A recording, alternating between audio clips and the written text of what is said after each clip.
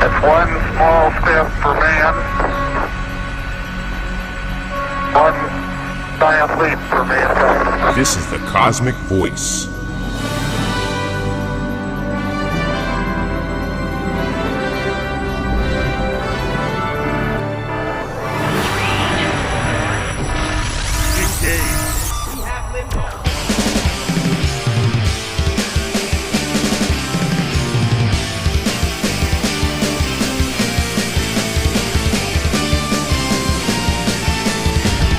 Cosmic Voice. Music, talk, and nothing but business with your hosts, Chris Natalini and Mick Michaels.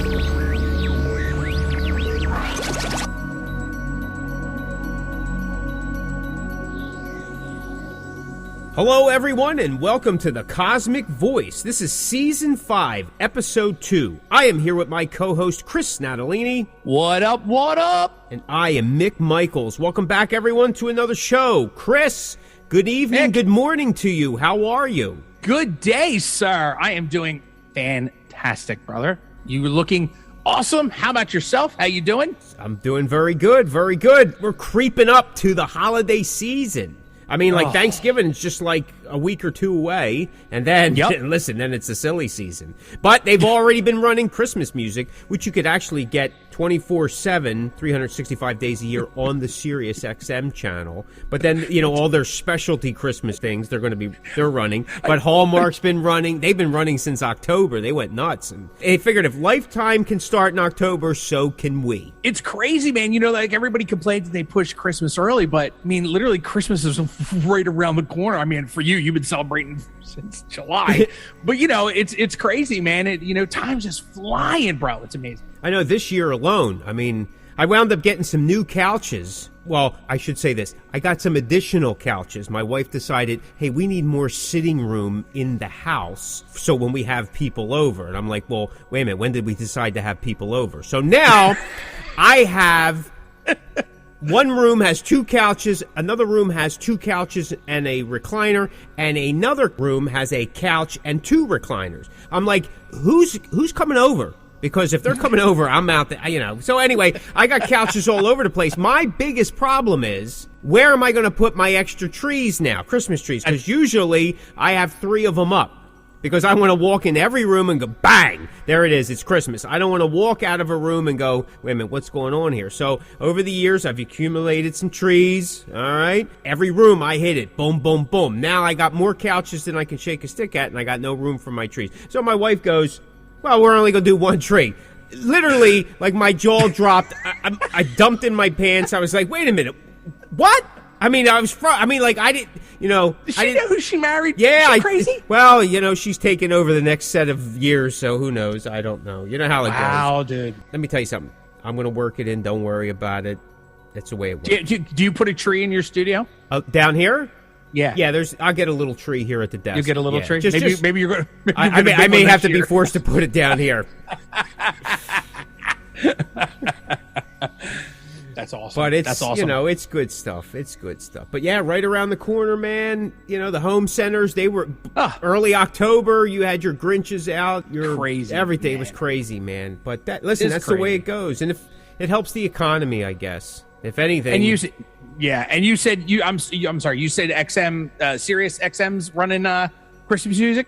They have a season channel already? There's several. There's like the classic Christmas stuff, and then there's like the new stuff where, you know, they thaw out Michael Bublé and, you know, and some of that kind of stuff. And then they have one that's all year round, like, right? It's a mix of stuff. Right, so it's, right. you never, and I have that on my app, you know what I mean? And I go to it several times a month just to kind of, you know, beef things up when things are going not the way they should be. I know what I'll do. I need jingle bells in my life. That's right. You know what I mean? Like, all right, let me see what I can get here. And then all of a sudden, you know, Andy Williams is on. It's the most wonderful time. And it's like June. It doesn't matter. May. You know what I mean? End of August.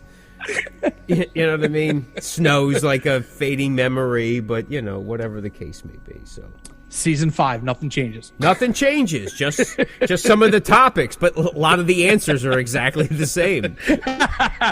Every show starts the same. That's every show starts the exact same way. People are like, "Oh man, here we go, another 3 months of holiday stuff."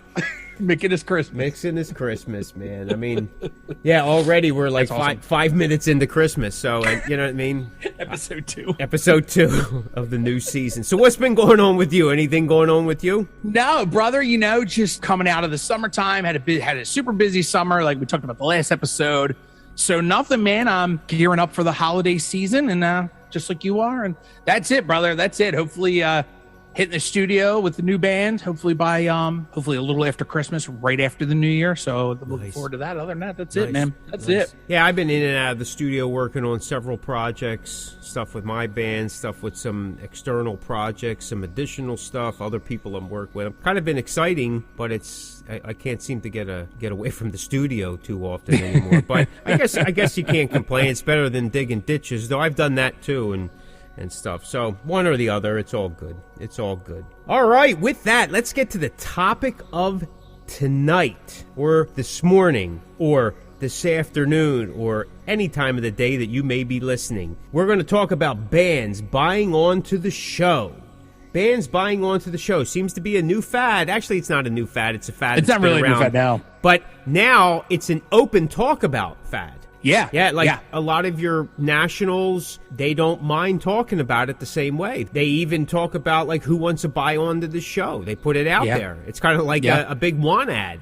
You know what I mean? Yeah. And then you have bands bidding on stuff. One of the things that I'm seeing is that when nationals are coming through, and you know this, they would usually get a host of locals to then bring in the people, sell the tickets, get the money. Sell the tickets.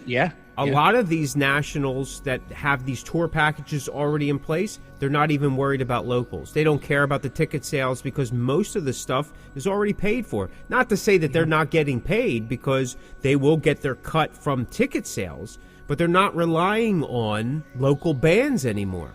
Now, there's still some, and you'll be able to see them when there's like 5 or 6 local bands, and they're all putting on a 25-minute set or whatnot. But when you have these tour packages that are coming in, and there's the main band, and they have 2 or 3 bands with them, well, chances are they've already paid for the expenses. So it's becoming a new trend, more so now after the pandemic than before, because everybody's trying to make their ends meet, not get cut short, maybe make up for lost time, or to, cushion the pockets in the event that something happens. What do you think about it, buddy? You're a pro at this. You know what it is. Back in the day when I was working the truck, and it was, a lot of bands complained about selling tickets because they believed it was a pay-to-play, and our thing was like, well, it's not a pay-to-play because we don't make you pay for the tickets up front. Like, you get money for however many tickets you sell, and if you can't sell them all, then you just give them back. So we didn't look at it as a pay to play, although I understand the thought process behind it. I think the one time, I don't know if I ever really thought much about it, but many years ago I was at a small club in Delaware, and it was like a big metal fest, and one of the bands on it was kind of up and coming, and they're pretty, I won't give away the band name. They were pretty up and coming, and they're like hugely popular now. They're not a grade A selling out stadiums kind of band, but they could probably fill a good small theater. And I got talking to the singer, and I'm not sure if he meant it. I don't know if he meant to tell me or if it just came out, but in our conversation, and unfortunately I don't remember the conversation, but he ended up telling me that they paid to get on the tour, and that they were only getting like $75 a day to play. And I'm like, man, you guys are crammed in a van, you paid to play, and you're only getting $75. Now, obviously, being in the extreme metal band that they are, obviously they're not going to be making tons and tons of money, but I thought, man, you paid to play and you're only getting $75. And, here when we're in this small little club, and, your merch is literally like squeezed on this little table. And that's when I realized that, man, that this whole buying tickets, selling tickets, buying buying to get on tours it's crazy. But as I got older, I realized why they do it. And I think you and I'm not sure if we said it on the last week's show, or if you and I said it off the air. At that time, you had done a show pretty previous, and it was a national, and the club just booked locals. Some were cover bands and some were originals. And I mean, it's not even a matter of like Now it's just whoever could sell tickets and pay for the show. It doesn't even matter. Like if you want to, I mean, there was a time where they would never put a cover band on a bill, but now, I mean, it's just the way of the world now. I was never a fan of paying to get on a tour, although I understand it. And I'm not going to sit here and lie. I mean, if somebody with a big name came to me and said, hey, Chris, we want to take your band on tour, but it's going to cost X amount of dollars, depending on the band, I may consider it. But then the other end of that is, what are you getting out of it?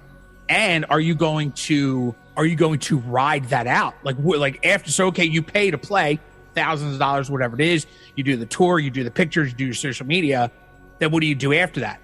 Do you just go home, or do you continue that? Do you still keep, because you got to keep that fire going. You and I have talked about it many times. Like, what are you getting out of it? And if you get exactly what you want out of it, do you continue on? Do you ride it? Like, you have to build on that. And if you don't build on it, well, it's kind of a waste, really. I mean, depending on what you want your band. I mean, if you're just doing it because you want the opportunity and you don't care what happens after that, then rock on. Who am I to say? But if you're in a band, you're trying to do something and you do pay that money and the tour's over, well, I'm hoping that you build off that. I mean, you go back to those places because those people saw you, and maybe do a corner, do what you guys always do, just kind of get in a van and do little tours here and there. We'll spend a week or, a couple weekends just hitting those small towns back and just try to get that name up. And I don't know, man, I get it. I'm not a fan of it, but I get it. And as I've gotten older and how this business changes, I understand it more and more every day and every tour that comes around.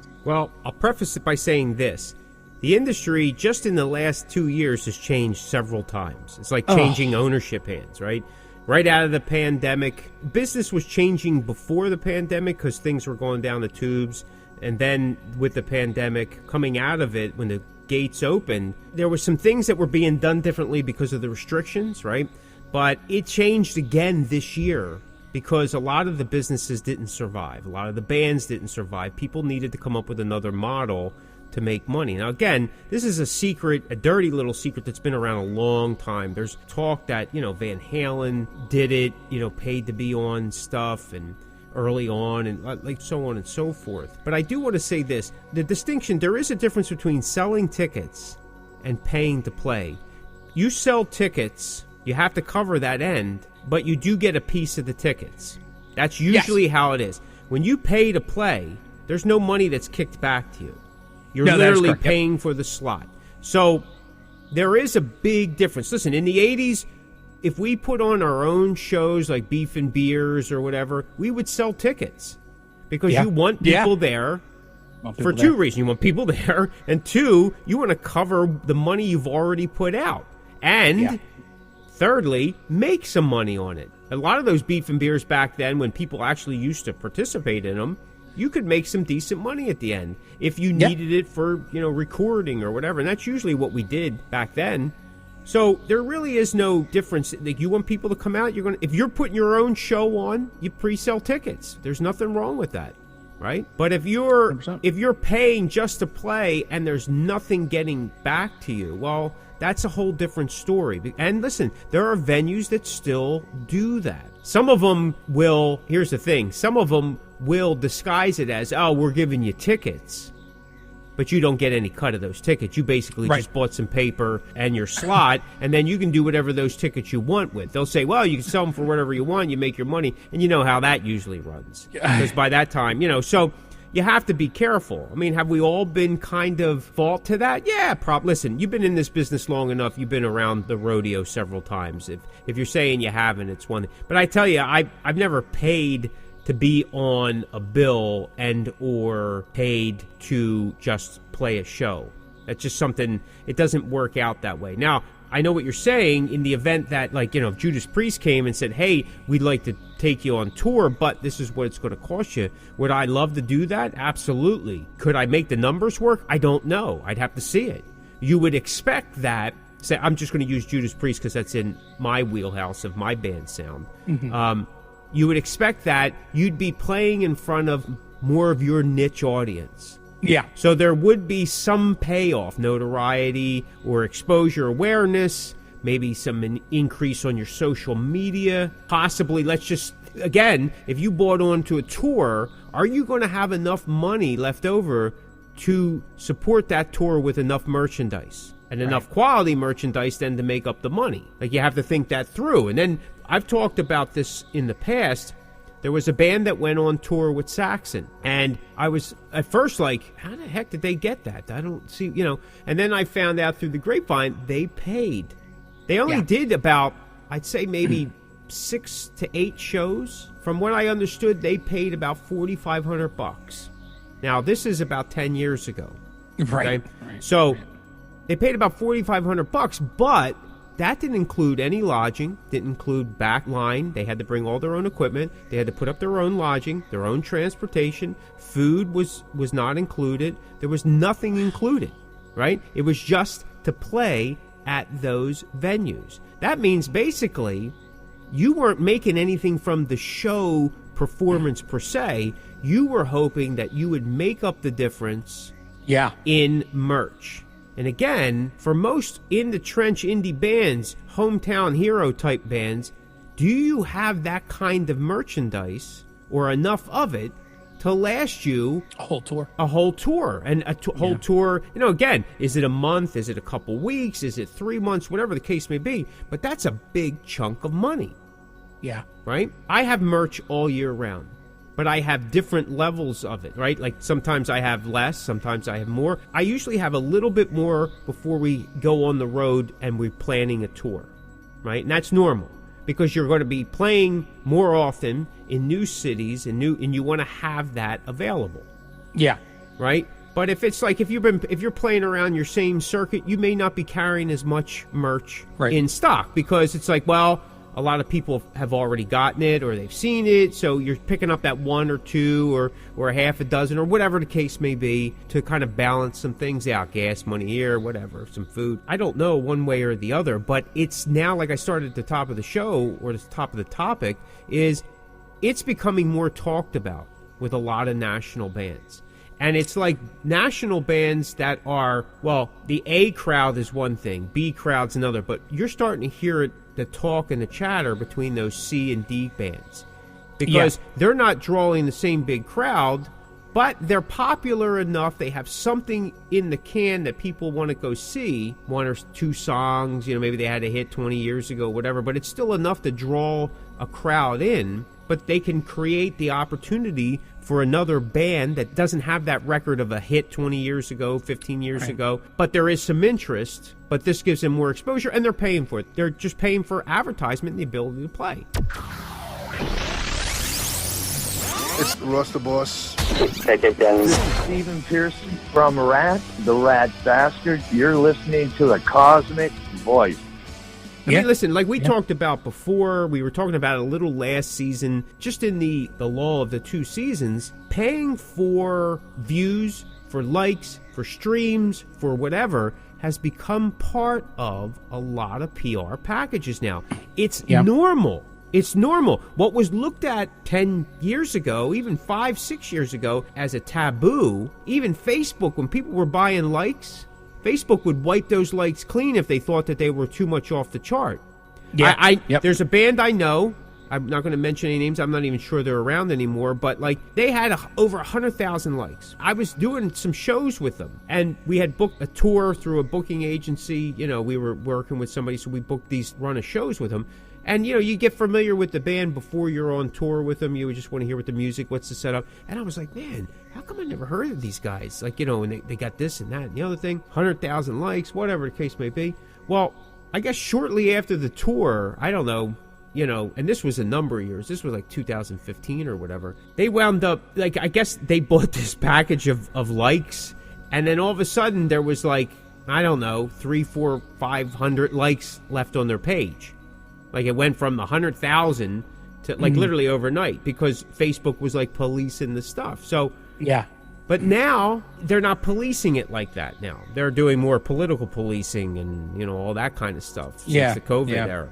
But they're not worried about likes because they themselves are selling sponsorships and boost postings to increase your likes, to increase your awareness, to increase your views, to increase your fan interaction per se, or your I should say audience interaction, because Right. not everybody's a fan, but there is an audience out there that you could possibly solicit. It's becoming a rough market.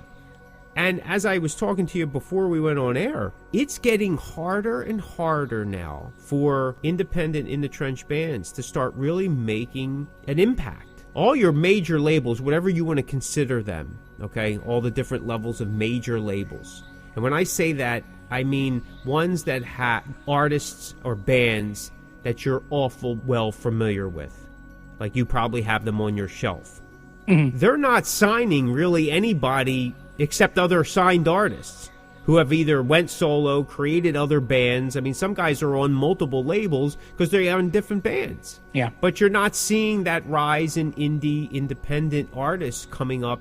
You're just seeing more of the same artists just popping up in different genres, different projects. And it's kind of sad in a way. And it's just making it harder with the oversaturation of music. You know, over 60,000 a day or more now. Yeah. I don't even know what the numbers are. I stopped following them because it's just, they were kind of nauseating. It's like, oh, my head's spinning. It's like being on a bad plane ride for 2 hours back from Florida. You know what I mean? I'm like, whatever, it doesn't matter, you know? I think also, too, with the whole bands buying on shows thing, I think also, too, especially now, I mean, they've always done it like we had said before, but I think now it means even more because the state of live shows, live music is such it's not so great right now. Like, people, because of inflation and everything that's going on in the world, people are picking and choosing shows. And I'm not saying that didn't happen before, but a couple of topics that we've already mentioned in tonight's podcast, we'll be talking about later on this season. But, the cost of touring and, you're not even guaranteeing people showing up. So you get a bunch, if you get a bunch of bands that want to pay to get on a bill, at least that you're covered, so if nobody shows, at least, the tour technically, or the band, the headlining band isn't really losing much, if anything at all, because a lot of the stuff, like you said, is already paid for. And that's the thing that scares me the most. It's different a couple of years ago when bands were buying to get on because they were trying to get their name and music out there, but now it's a lot of it is done because of the state of touring and the state of live music right now, at least here where we are. Live shows they're not doing that great. So I guess it's safe to say that the numbers of attendees are just down, let's just say nationwide, because I can't really speak in Europe or that, though from what I understand from some of the interviews that I've done, that there are still major restrictions about group sizes, how often you can do something or can't do something, and how bands are playing or not playing are still enforced throughout Europe in different parts and stuff like that, where here, I guess the doors are open. There really isn't kind of a restriction to it. It's just a matter of people's choice whether they're going to do it or not. Well, and that's, and I could speak on that. I mean, at least in Germany, I don't know how many people know this and follow our show or follow us on a personal level, but, my band was booked in Germany in November. And by the time this comes out, actually, we should have been there, but it got postponed a couple of weeks ago. This thing's been booked for over a year, and it got postponed until 2023 because, like you had just said, Europe is in a much, believe it or not, a much worse position. A lot of the people that would have come to the show, their replies were they didn't buy advance tickets because inflation. They didn't have the money.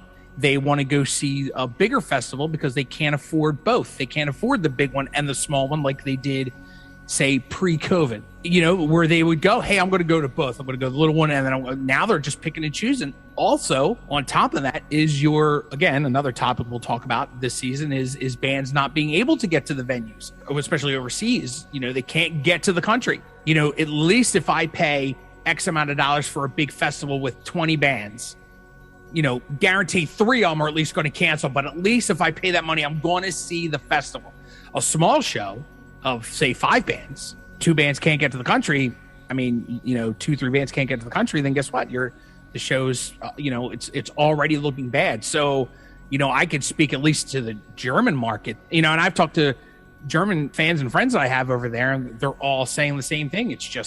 It's impossible because inflation is so high on top of gas, and they just can't do everything that they want to do. So they're picking and choosing. And unfortunately for guys like you and I, they're picking the bigger festivals, which I get, but you know, that hurts you and I. So when I see these bands pay to get on these tours, I go, well, at least the show's going to be covered for somebody, you know? Right. Yeah. I mean, again, these buying on packages, what they're doing is they're ensuring that band's existence that Yes. you're paying to be on. You're not ensuring that they're going to give you a good show. They're not ensuring that fans are going to be there. They're just ensuring that that band gets to be around a little longer. That and by the numbers, now think about it, by the numbers, it may be a pretty good tour, a successful tour. They're in the black. Yeah, that could be a plus or minus. Even if the meter just drops, hey, that's a plus, right? That leaves room for a sequel or two, you know?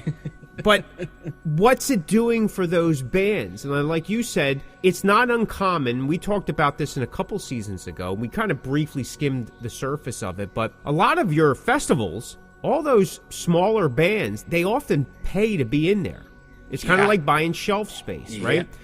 And that's always kind of been the key, right? Otherwise, if you were going to be on a festival, they would invite you, they would pay your way, you'd be paid for your time, your performance, whatever. Even people that do talk shows are usually given some compensation, right? The bigger the name, a little bit more compensation they get. People just don't do that stuff for completely free. I mean, I'm sure there are, maybe on the local cable access stations, if they still exist. I'm sure they do exist in different places. But what is it doing for those other bands? When you do a festival and you're an early band, one of those early bands, the statistics show that there's not much lift. Much lift. I mean, have there been bands? Yeah.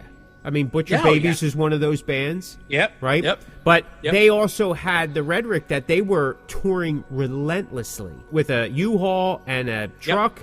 They just never left the road. So they were constantly hammering away. Right? Huntress was another one early on. They were one of those early bands that, you know, were opening up festivals, you know, and they were actually able to pull a crowd over time. But that's not everybody. Right. That's not everybody, unfortunately. Yeah. And like you had said, you may consider doing it depending on that band, but what happens afterwards? To build on that, you've now set a precedence that you have to keep paying, right? Yeah.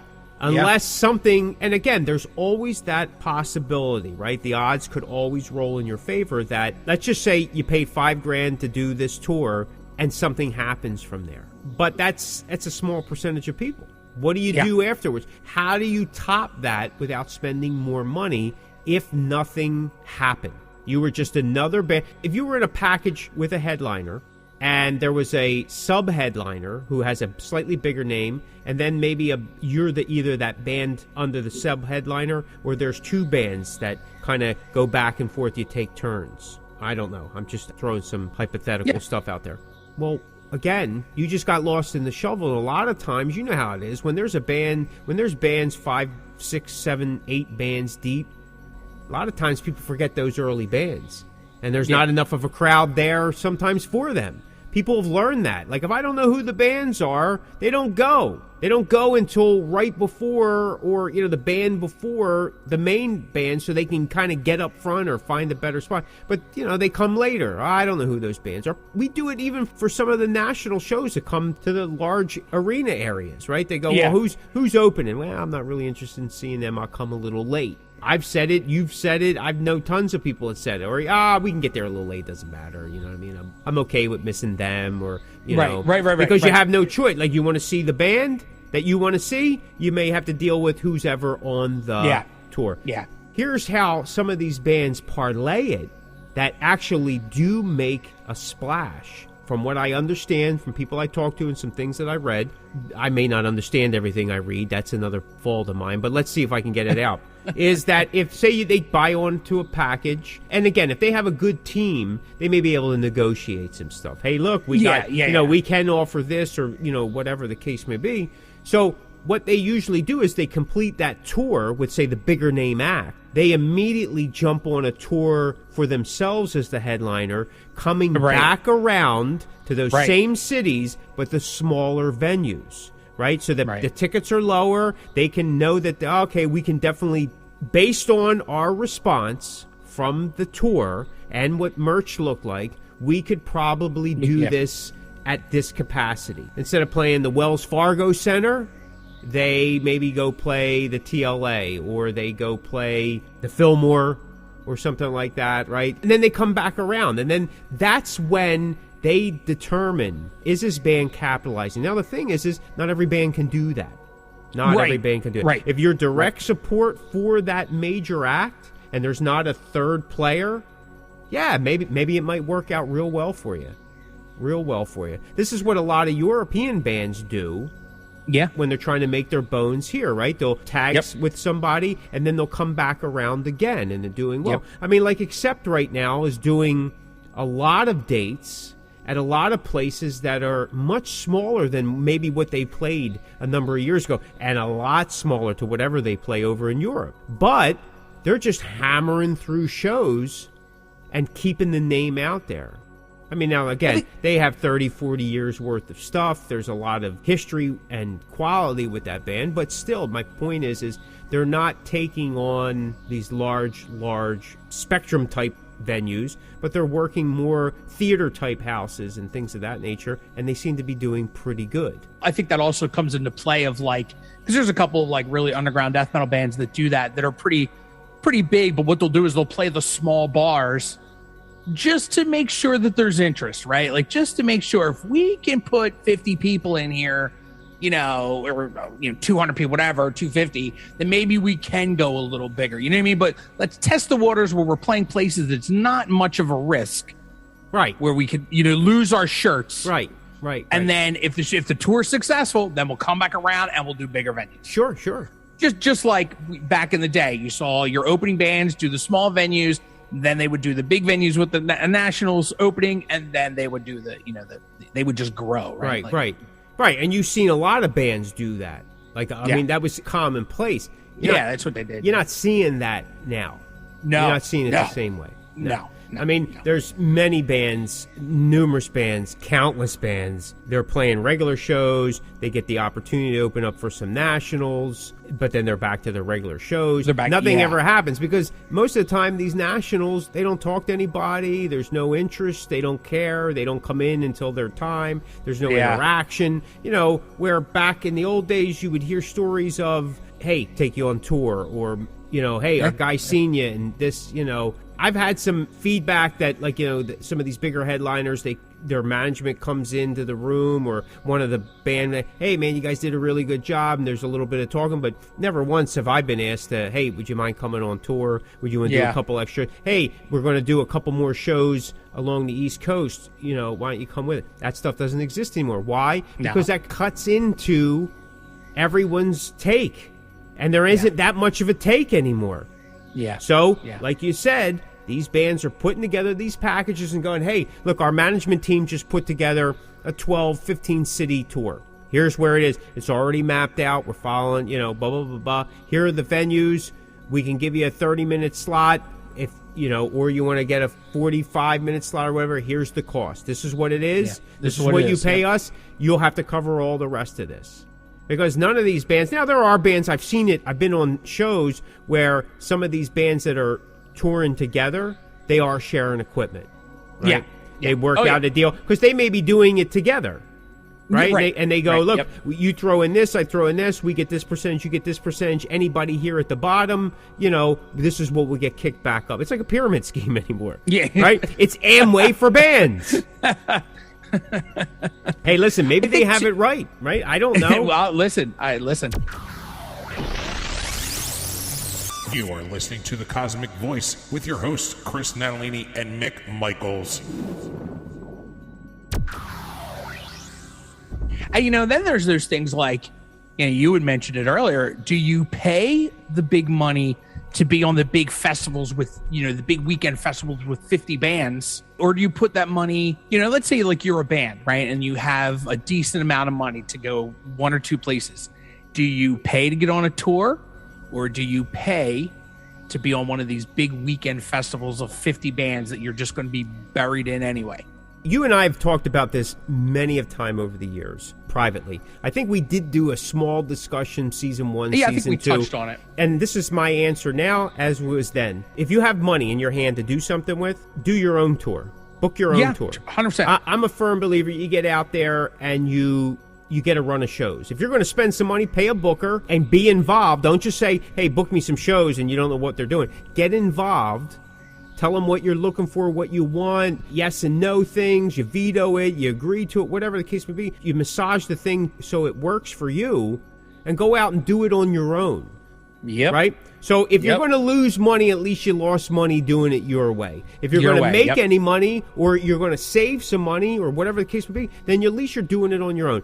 If being part of that bill or show, as you're talking about, is a little bit of a lift in terms of, is it a PR lift? Does it give you a little bit more awareness as you're promoting your other shows? Well, then you'll have to balance that out. Have I done stuff like that? Yeah, I've been part of bigger shows while I was doing my little shows. I package it all together for myself. Next year, I'm putting some shows together, and I'm getting on some bigger things because that's part of our new model that we're kind of working towards after 12 years. But then I'm also still building, our nest egg of just hitting the road, take, music out to the people, and you build that around it. And it just makes sense. This way, I can control the money. I'm not giving the money to somebody else. Listen, I'm tired at this point of making other people rich, and I try to avoid it. I'm not making myself rich, so why should I make other people rich? Your average consumer, that's what they do. They make other people rich daily. We buy other people's products. We buy other people's food. We watch other people's TV shows. We wear other people's clothing, so on and so forth. It's the way of the world. I'm not necessarily bitching about it, but what I'm saying is if there are things in your life that you're trying to achieve, then you need to curtail what you're doing for other people. Yeah. If it's taking away from you, right? Mm-hmm. Right? Yeah. I can't buy so-and-so if it's taken away from my mortgage. Right. And it's the same thing as trying to be a working artist. And a working artist could be defined as a lot of things. Like if you're at it every day in the trench and you're still digging the hole, well, you know what I mean? You're a working artist. You're out there, you're doing this, you're doing that. You can't just be throwing money out. And I've talked about this before. People talked about like, oh, you gotta support the scene, you gotta do this, you gotta do that.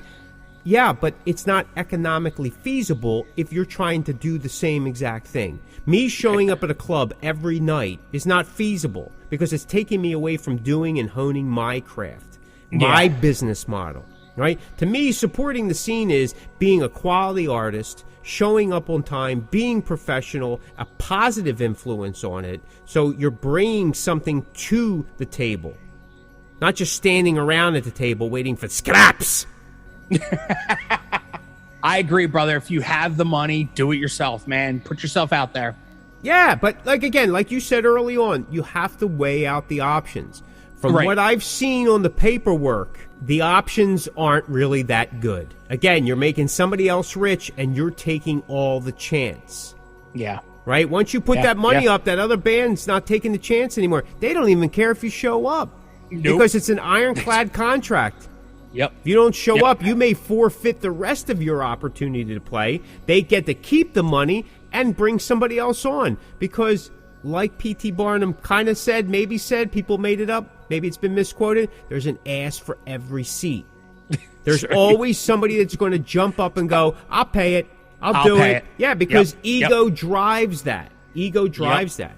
Yep. I'm not saying that I'm oblivious to that or better than that. No. I mean, listen, everybody works the same way.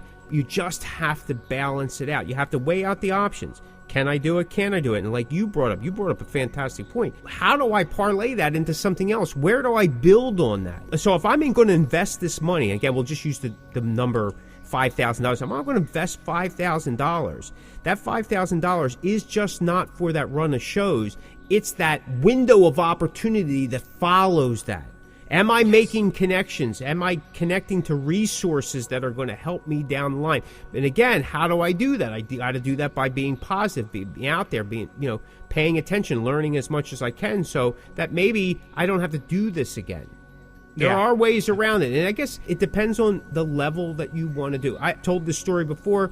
I interviewed somebody. They were all over the U.S. opening up for big names all over the U.S. And I'm saying to myself, who is this band? How are they doing this?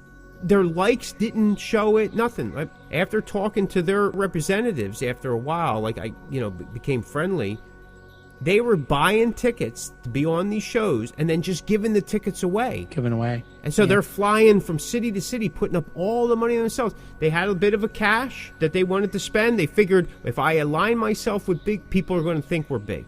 I get that mentality. I do. There's a model to that. It's been used for years in tons of industry, not just the music industry. It used to sell. It used to really be a thing. But now it doesn't. It doesn't. Yeah. It's a harder sell. And quickly, I don't even think they lasted the year. They didn't even finish the shows because they couldn't afford anymore to fly back. Yeah, it was just a crazy stuff. I think too, unfortunately, with the and you and I talk about this all the time, with the day and age of social media, everybody is trying to look more important or bigger than they are, and they're not making, that could reflect on not making good business decisions because you're too worried about what you look like on social media instead of just doing, smart things for you. Whether it be ego, whether it be trying to prove something, that unfortunately could lead people down the wrong path also. Absolutely. I know the heartache. I'm always standing on crates or boxes on my pictures so I can look taller in my social media photos. I know exactly the problem. I struggle with it every day. No, but you're absolutely right, because it's become such a thing of, my life is great.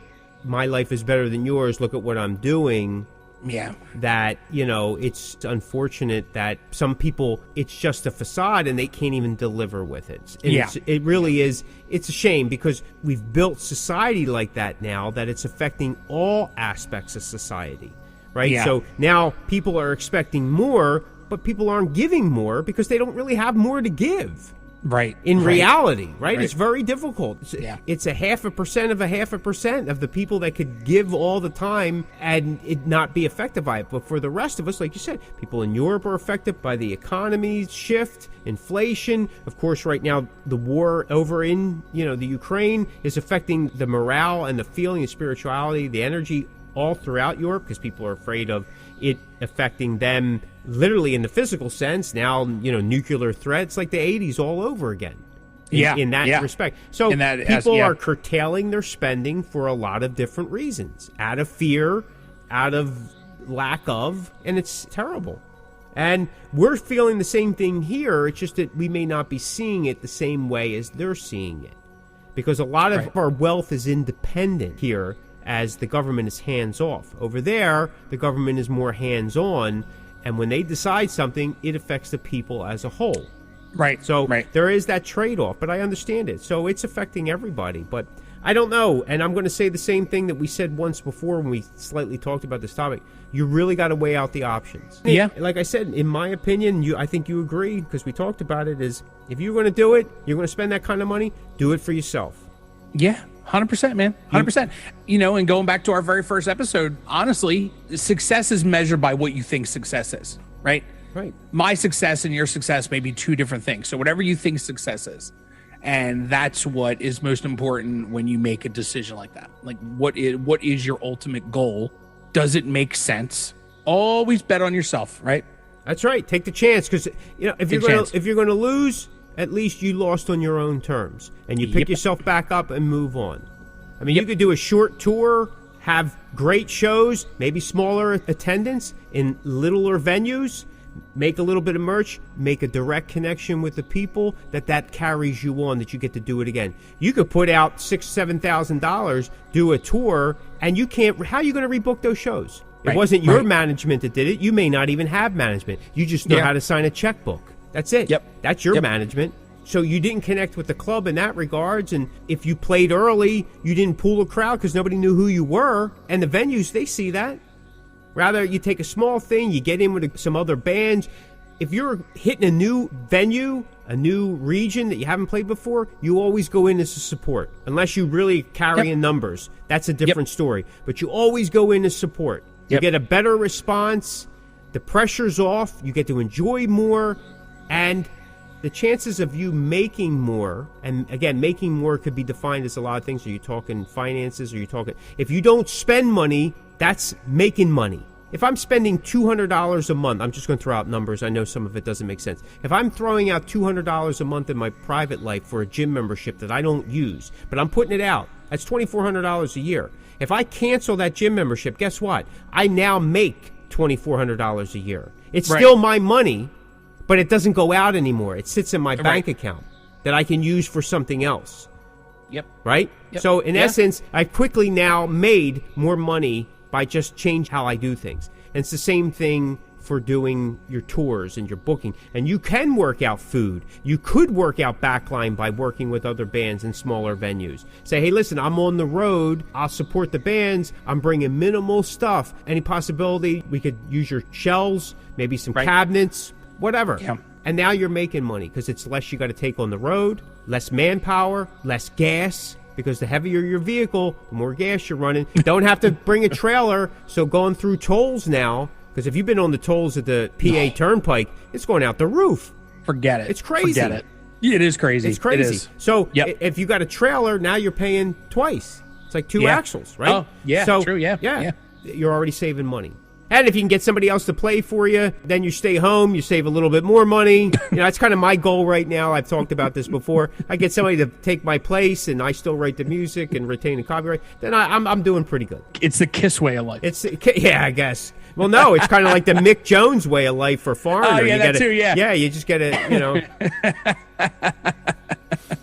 That's what the singer to Sabotage did too. He still got, but he let somebody else do all the work. Maybe he got the right idea. That's right. I don't know. All right, buddy, what do you think? You got anything else you want to add? No, I don't think so, man. I think I've said everything. Yeah. Listen, do it yourself if you can. Weigh out the options. You may be that 0.5% that it really pans out for. But if you weigh out your options, do your due diligence, then you make your decision. If it's something you still want to move ahead, do it. More power to you. Good luck. Everybody deserves a shot at the dream, but if you think you could do it a different way, I suggest that you do it that way too, right? Because you'll get more creative, and at the end, you got a better education, and you'll probably have more fun doing it. If you like that episode, check out some of our other episodes at www.thecosmicvoice.com. Step into the Cosmic Verse. You'll never know what you'll find. Thanks so much for listening. This is the Cosmic Voice. Be sure to check us out at thecosmicvoice.com. Like and follow us on Facebook at The Cosmic Voice. You can find The Cosmic Voice everywhere you listen to online podcasts, like Deezer, Google Podcasts, Apple Podcasts, Spotify, Anchor, Stitcher, and so many more. Okay, folks, that will do it for another episode of The Cosmic Voice. Mick and I would like to say thank you very much for tuning in, and we will see you next week. You're listening to The Cosmic Voice. Music, talk, and nothing but business.